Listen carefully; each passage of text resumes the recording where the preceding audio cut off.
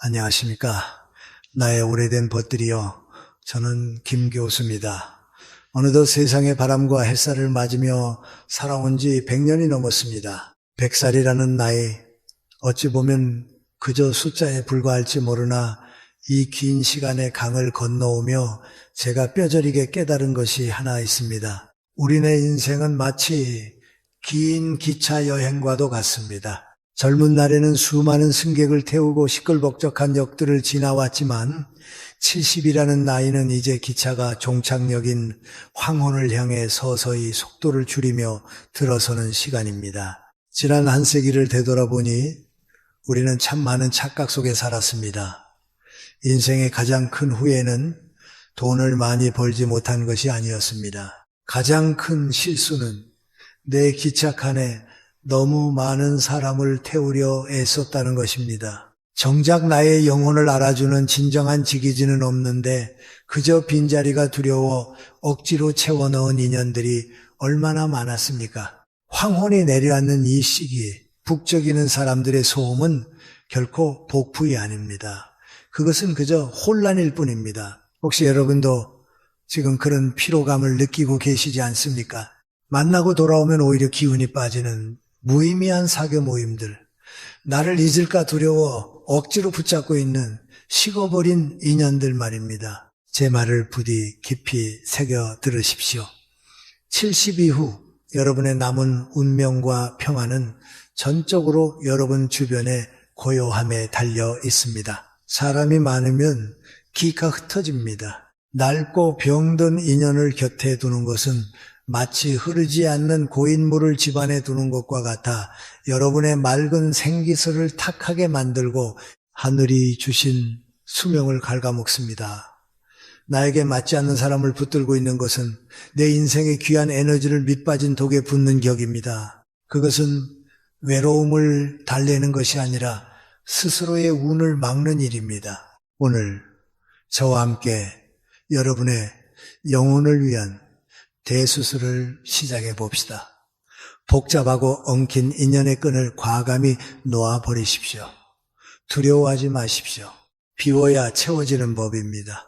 잡다한 것들을 모두 떠나보내고 오직 단 2명의 친구만 남겨두십시오. 그것이면 충분합니다. 아니, 오직 그것만이 여러분의 남은 생을 가장 품격 있고 찬란한 황금빛으로 물들이는 비결이 될 것입니다. 자, 이제 마음의 문을 열고 귀 기울여 주십시오. 첫 번째로 우리가 과감하게 잘라내야 할 인연, 그것은 바로 거칠애 뿐인 술친구와 만날 때마다 신세 한탄만 늘어놓는 사람입니다. 여러분, 70이라는 나이는 인생의 겨울로 들어서는 입구입니다. 인정하기 싫더라도 우리의 육신은 예전 같지 않습니다. 남은 시간은 유한하고 우리가 쓸 수 있는 기력은 정해져 있습니다. 그런데 이 귀한 시간에 왜 남의 불행을 듣느라 여러분의 생명을 낭비하십니까? 제가 100년을 살아보며 깨달은 우주의 이치가 하나 있습니다. 말에는 혼 실려 있고 소리에는 기가 담겨 있다는 것입니다. 이것을 에너지의 관점에서 아주 냉정하게 말씀드리겠습니다. 입만 열면 자식욕, 며느리 흉, 세상에 대한 원망, 아픈 몸에 대한 짜증을 쏟아내는 친구들이 주변에 있을 겁니다. 우리는 흔히 친구된 도리로 그 이야기를 들어줘야 한다고 착각합니다. 하지만 영적인 눈으로 보면 그들은 지금 자신의 몸 안에 쌓인 검고 탁한 음기, 즉 나쁜 기운을 배설하고 있는 것입니다. 그들이 불평을 쏟아낼 때 여러분이 고개를 끄덕이며 맞장구를 쳐주는 그 순간 어떤 일이 일어나는지 아십니까? 그들의 탁한 배설물이 여러분의 맑은 영혼 속으로 고스란히 옮겨오는 것입니다. 그들은 쓰레기를 버리고 가벼워져서 돌아가지만 그 쓰레기를 받아하는 여러분은 집에 돌아와 이유 없이 몸이 무겁고 머리가 아프고 밤새 악몽에 시달리게 됩니다. 이것은 단순한 피로가 아닙니다. 여러분의 운기가 오염된 것입니다. 나쁜 기운은 전염성이 강해서 결국 여러분 집안에 맑은 공기마저 흐리게 만듭니다. 이것이 바로 애군을 스스로 불러들이는 꼴이 아니고 무엇이겠습니까? 제 옛 친구 이야기를 하나 들려드리지요. 벌써 30년도 더 된 이야기입니다만 제게는 김서방이라 불리던 친구가 있었습니다. 그는 사업으로 돈을 좀 벌었지만은 마음 깊은 곳에 지독한 외로움을 품고 살던 사람이었습니다. 그는 혼자 있는 시간을 견디지 못했습니다. 그래서 매일같이 집으로 사람들을 불러들였습니다. 그의 거실은 언제나 북적였고 웃음소리와 술잔 부딪히는 소리가 끊이질 않았지요.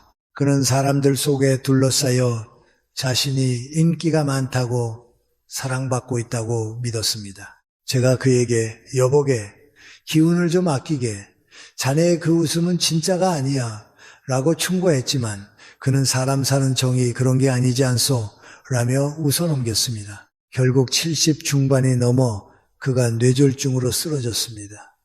병상에 눕자마자 그 많던 친구들은 썰물처럼 빠져나갔습니다. 술과 유흥으로 맺어진 인연은 이익이 사라지면 안개처럼 흩어지는 법입니다. 제가 병문안을 갔을 때 그 넓고 화려했던 집은 마치 무덤처럼 차갑고 고요했습니다. 앙상하게 마른 친구가 제 손을 잡고 눈물을 흘리며 말하더군요. 교수님, 내가 헛살았습니다. 내 뼈와 살을 깎아서 남들 좋은 일만 시켰구려. 정작 내 몸 하나 돌볼 기운을 남겨두지 않았습니다. 그는 평생 남들의 감정 쓰레기통 노릇을 하느라 정작 자신의 생명력을 지키는 호신력을 기운을 다 써버린 것입니다. 그는 그의 겨울 쓸쓸히 눈을 감았습니다. 이 이야기를 듣는 여러분은 어떠십니까? 혹시 여러분의 전화번호부에도 삭제하지 못한 채 의무감으로 남겨둔 이름들이 있지 않습니까? 기억하십시오. 노년의 에너지는 양동이의 물과 같습니다. 젊을 때는 물을 좀 흘려도 금세 채워지지만 늙어서는 한 방울의 물도 귀합니다. 의미 없는 사교 모임, 체면 치레를 위한 식사 자리, 그저 시간이 남아서 만나는 관계들, 이 모든 것이 여러분의 양동이의 구멍을 뚫는 짓입니다. 그 구멍으로 여러분의 건강과 복록, 그리고 자손에게 물려줄 생기가 줄줄 새어나가고 있는 것입니다. 그러니 오늘부터 당장 실천하십시오. 이것은 비정한 것이 아니라 여러분의 영혼을 보호하는 숭고한 결단입니다. 전화를 걸어 하소연을 시작하려는 친구가 있다면 정중하지만 단호하게 끊으십시오. 내가 요즘 기도가 필요해서 마음을 쉬게 하고 싶네 라고 말하고 거리를 두십시오. 만났을 때 기분이 좋아지는 사람이 아니라면 과감하게 인연을 정리하십시오. 여러분의 집은 사원수행과 같이 정갈해야 합니다. 나쁜 말을 뱉는 사람, 기운을 빼앗는 사람을 여러분의 신성한 사원에 들이지 마십시오. 운명은 여러분이 누구와 함께 시간을 보내느냐에 따라 결정됩니다. 썩은 사과 하나가 상자 전체를 썩게 하듯 부정적인 사람 하나가 여러분의 노년을 병들게 할 수 있음을 명심해야 합니다. 부디 껍데기는 가라앉게 두고 알맹이만 남기십시오. 그래야 여러분의 남은 생에 맑고 향기로운 복이 깃들 것입니다.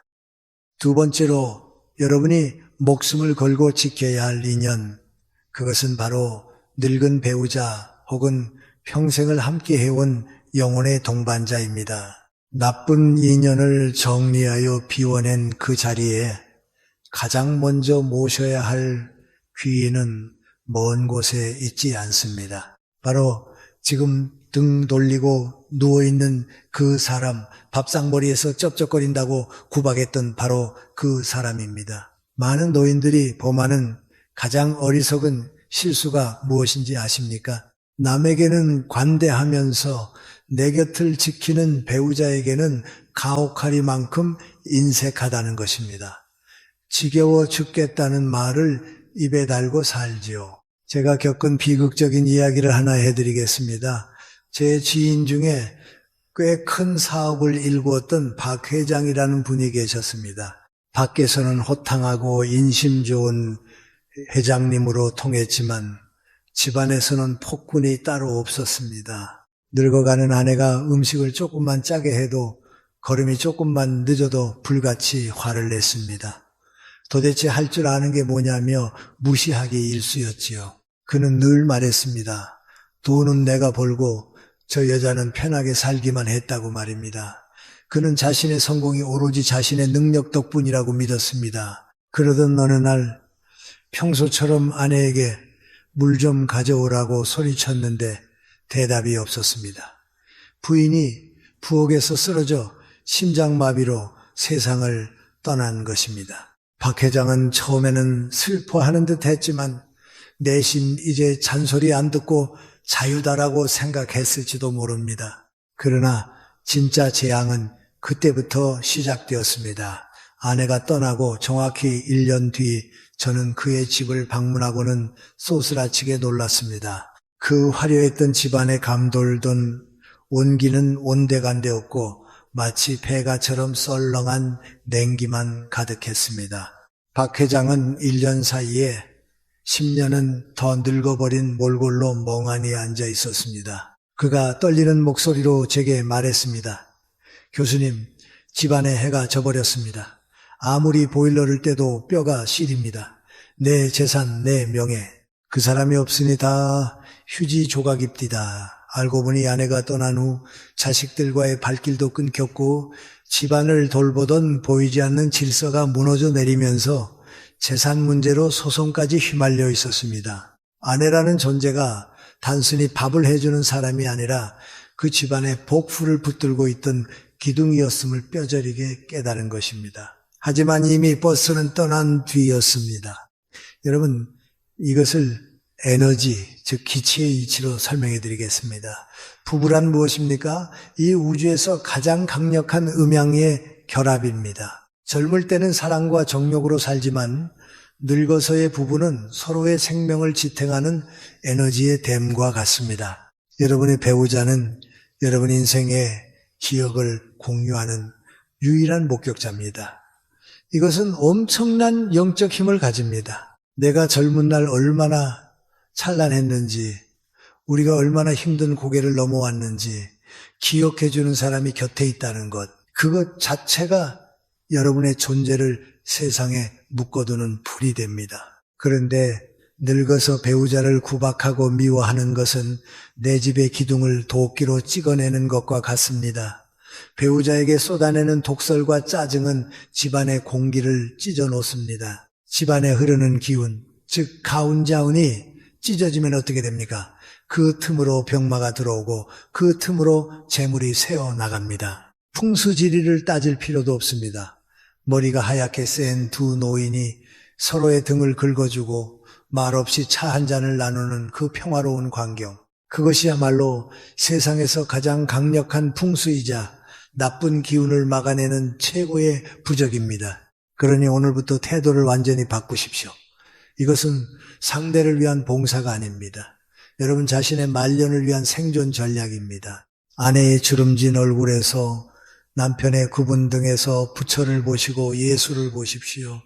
그들이 둔해지고 깜빡깜빡하는 것은 여러분을 괴롭히기 위함이 아닙니다. 그저 세월의 파도를 함께 맞으며 낡아진 전우일 뿐입니다. 낡은 배일수록 못질을 함부로 하면 가라앉습니다. 지금 당장 실천할 수 있는 비법을 드리겠습니다. 하가치미로 오를 때 입을 꾹 다물고 속으로 3번만 외치십시오. 이 사람이 내 생명줄이다. 이 사람이 내 복덩이다. 과거의 서운함이 떠오를 때마다 그것을 억지로 끄집어내어 현재의 시간을 오염시키지 마십시오. 그것은 스스로 독을 마시는 행위입니다. 그저 살아 있어줘서 고맙소, 내 곁에 있어줘서 다행이요라고 읊조리십시오. 말이 곧 시가 됩니다. 여러분이 배우자를 귀하게 여기는 순간 그 집안에는 황금보다 더 귀한 화목의 기운이 감돌게 될 것입니다. 그 기운이 여러분을 고독사로부터, 우울증으로부터, 그리고 늘막의 비참함으로부터 지켜줄 유일한 방패임을 명심하십시오. 마지막으로 여러분이 세상 그 무엇과도 바꾸지 말고 목숨을 걸고 지켜야 할 두 번째 친구, 그것은 바로 거울 속에 있는 사람, 태어난 순간부터 흙으로 돌아가는 그 순간까지 단 한 번도 배신하지 않고 여러분 곁을 지킬 유일한 동반자, 바로 여러분 자신입니다. 너무나 당연한 말 같습니까? 하지만 지난 100년을 살아오며 제가 목격한 가장 슬픈 진실은 대부분의 사람들이 죽기 직전까지 이 소중한 친구를 철저히 외면하고 학대하다가 떠난다는 사실입니다. 평생을 누구의 엄마, 누구의 아버지, 어느 집안의 며느리라는 이름으로 사느라 정작 나라는 존재는 뒷방 늙은이 취급을 해오지 않으셨습니까? 자식들 입에 맛있는 것 넣어주느라 나는 찬밥에 물 말아 먹고 자식들 새 옷 사 입히느라 나는 다 늘어난 속옷을 기워 입으며 그것을 희생이자 사랑이라고 믿으셨을 겁니다. 제 고향 친구였던 최 여사의 이야기를 들려드리겠습니다. 그녀는 동네에서 보살로 통했습니다. 평생 남편의 술주정을 받아주고 시부모 병수발을 들고 아들 둘을 유학까지 보내며 헌신했습니다. 그녀의 입버릇은 항상 나는 괜찮다, 나는 아무거나 먹어도 배부르다 였습니다. 그녀는 자신의 몸을 돌보는 것을 사치라고 여겼고 자신의 감정을 살피는 것을 죄라고 여겼습니다. 70줄에 접어들어 남편을 먼저 보내고 이제 좀 편히 살아보려나 싶던 그때 그녀에게 덜컥 위암 말기 판정이 내려졌습니다. 평생을 바쳐 키운 아들들은 어땠을까요? 병원비 문제로 서로 다투기 시작했고 어머니는 왜 건강관리도 안 해서 우리에게 짐을 지우시냐며 짜증을 냈습니다. 병실에 누워 앙상하게 마른 최 여사가 죽기 며칠 전 제 손을 잡고 피를 토하듯 말했습니다. 교수님, 나는 자식들이 나를 버린 게 슬픈 게 아닙니다. 가만히 생각해 보니 나를 가장 먼저 버린 사람은 바로 나 자신이었습니다. 내가 나를 귀하게 여기지 않는데 세상 천지 그 누가 나를 귀하게 여겨주겠습니까? 내 몸한테 너무 미안해서 눈물이 멈추질 않아요. 그녀는 평생 자신을 하녀처럼 부려먹었고 결국 그녀의 영혼도 주인인 그녀를 떠나버린 것입니다. 이것은 단순한 불효의 이야기가 아닙니다. 이것은 우주의 냉혹한 법칙입니다. 기치의 관점에서 설명해 드리겠습니다.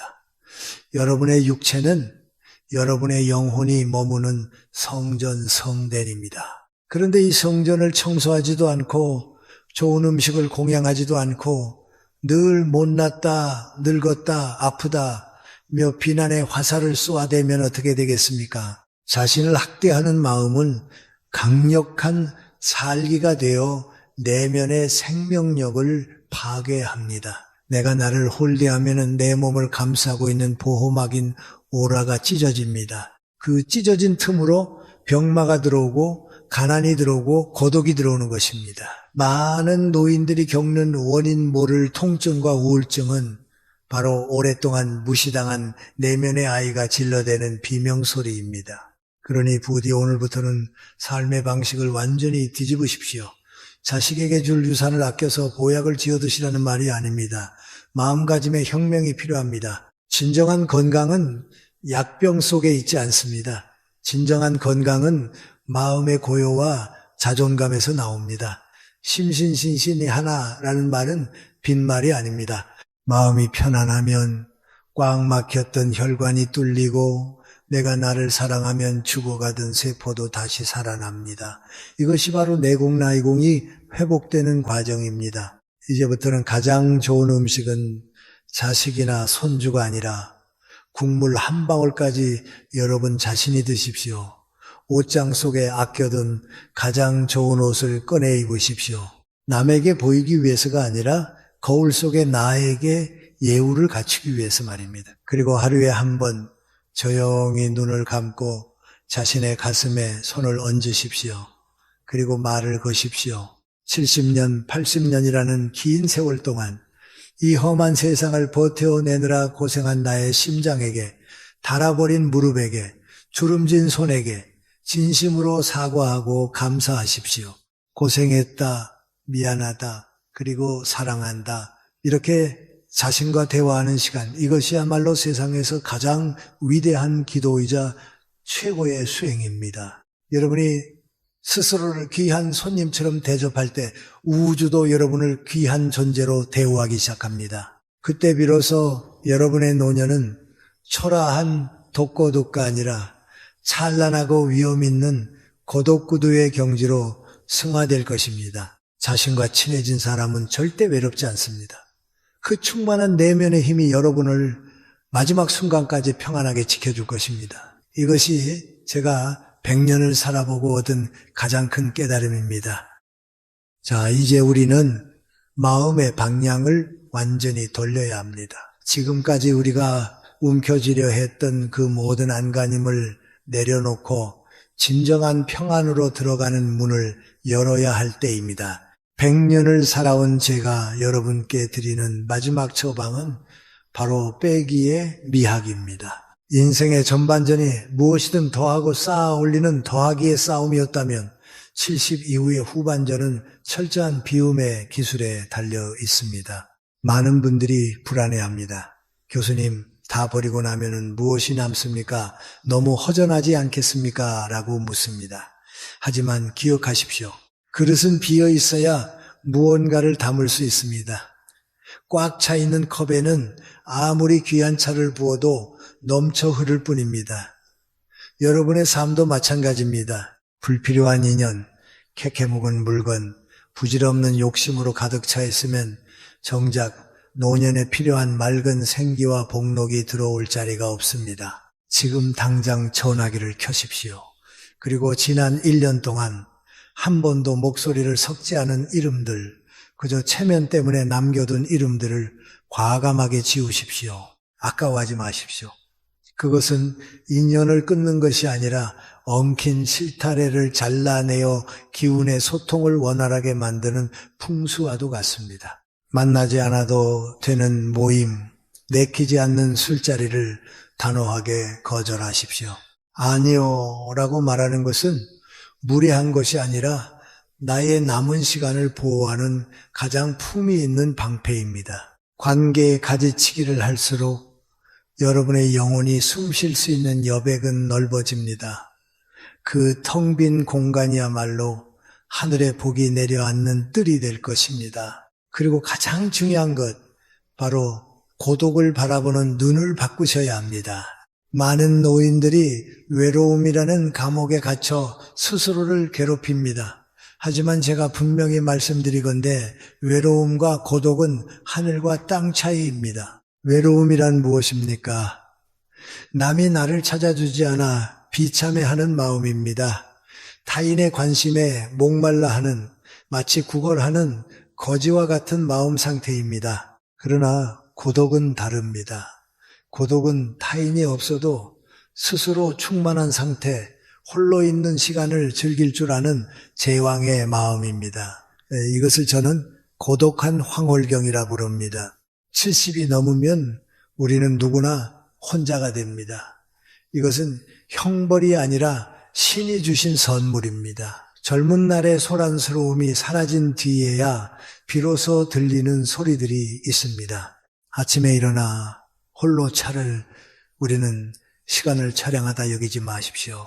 찻잔에서 피어오르는 김을 바라보며 창밖에 구름이 흘러가는 것을 지켜보는 그 순간 여러분은 혼자가 아닙니다. 여러분은 지금 거대한 대자연과 마주 앉아 대화를 나누고 있는 것입니다. 바람소리, 새소리, 햇살의 따스함, 이 모든 우주의 전기가 오로지 여러분 한 사람을 위해 존재하는 순간입니다. 이것이 바로 옛 선인들이 말한 무라일체 무어이티, 나와 세상이 하나가 되는 경지입니다. 남들의 시선, 남들의 말, 남들의 평가, 이 시끄러운 껍데기들을 다 벗어버리고 오직 나의 숨소리에만 귀 기울이는 그 고요함, 그 속에서 여러분은 비로소 진정한 자유를 맛보게 될 것입니다. 그러니 부디 사람이 없음을 한탄하지 마십시오. 번잡한 인간 세상을 떠나 스스로의 내면의 고요한 남자를 짓고 그 속에서 왕처럼 군림하십시오. 비우고 홀로 서십시오. 그때 여러분의 노년은 그 어떤 보석보다 찬란하게 빛날 것입니다. 자, 이제 우리의 긴 대화를 마무리할 시간입니다. 사랑하는 벗들이여, 60, 70 혹은 그 이상의 나이는 결코 인생이 저물어가는 슬픈 결말이 아닙니다. 오히려 남의 눈치를 보느라 잊고 있던 거추장스러운 옷들을 하나씩 벗어던지고 가장 나다운 모습으로 돌아갈 수 있는 황금 같은 시기입니다. 기억하십시오. 노년의 행복은 무언가를 더 채우는 데서 오는 것이 아니라 불필요한 것들을 과감히 비워내는 비움의 미학에서 완성됩니다. 많은 분들이 혼자됨을 두려워합니다. 밤이 길어지는 것을 무서워합니다. 하지만 제가 100년의 시간을 건너와 보니 외로움 론리와 고독 소리들은 명백히 다릅니다. 외로움은 남이 나를 찾아주지 않아 비참해하는 마음, 즉 타인에게 의존하는 나약한 감정입니다. 하지만 고독은 다릅니다. 고독은 세상의 소음을 차단하고 오로지 나의 영혼과 독대할 수 있는 고귀하고 성스러운 시간입니다. 그것은 하늘이 노년에게 내린 마지막 휴가이자 축복입니다. 그러니 부디 홀로 있는 시간을 두려워하지 마십시오. 그 고요함 속에서 자신과 대화하십시오. 남들의 목소리가 사라진 그 자리에 비로소 내면의 지혜가 차오를 것입니다. 그 고독한 황홀경을 즐길 줄 아는 사람이야말로 진정한 어른입니다. 그리고 한 가지 더, 부디 스스로를 귀한 손님처럼 대접하십시오. 집에 혼자 있다고 아무도 보는 사람이 없다고 대충 끼니를 때우지 마십시오. 혼자 드시는 밥이라 하여 찌그러진 냄비 째로 드시거나 짝이 맞지 않는 그릇에 담지 마십시오. 찬장에서 가장 아껴두었던 예쁜 그릇을 꺼내 정갈하게 담아 드십시오. 집안에 혼자 있을 때도 낡고 늘어난 옷 대신 단정하고 깨끗한 옷을 입으십시오. 내가 나를 하찮게 대하면 세상의 운기도 나를 하찮게 여겨 비껴갑니다. 반대로 내가 나를 귀빈으로 대우하면 우주의 좋은 기운도 이곳에 귀한 분이 계시는구나 하며 여러분의 뜰 안으로 모여듭니다. 자존감이야말로 말년의 운명을 바꾸는 가장 강력한 부적입니다. 이제 오늘 밤 여러분께 작은 숙제 하나를 드리겠습니다. 잠자리에 들기 전 딱 10분만 텔레비전을 끄고 전화기를 내려놓고 고요히 앉아보십시오. 그리고 마음속으로 2번의 감사를 전하십시오. 첫 번째는 믿고 곱고를 떠나 내 인생의 긴 여정을 함께 해 주었던 배우자에게 혹은 이제는 기억 속에만 존재하는 그 사람에게 함께 해줘서 고마웠소라고 전하십시오. 그 용서와 감사가 여러분의 가슴에 맺힌 응어리를 풀어줄 것입니다. 두 번째는 70년, 80년 이 모진 풍파를 견디며 단 한순간도 멈추지 않고 뛰어준 여러분 자신의 심장에게 그리고 이 늙고 병든 육체에게 정말 고생 많았다, 버텨줘서 고맙다 라고 쓰다듬어 주십시오. 인생은 흐르는 물과 같습니다. 거센 계곡을 지나온 물일수록 하류에 닿으면 더욱 깊고 넓고 고요하게 흐르는 법입니다. 여러분의 남은 생이 그 잔잔한 강물처럼 평화롭기를, 세상의 짐을 모두 내려놓고 오직 나 자신과 나의 반쪽 이 두 벗과 함께 가장 아름다운 석양을 맞이하기를 간절히 소망합니다. 부디 오늘 밤은 지나간 일에 대한 후회도 오지 않은 내일에 대한 불안도 모두 내려놓으십시오. 우주의 따뜻한 품 안에서 어린아이처럼 곤히 주무시길 바랍니다. 여러분의 밤이 평안하기를 기도합니다. 저는 김 교수였습니다. 감사합니다.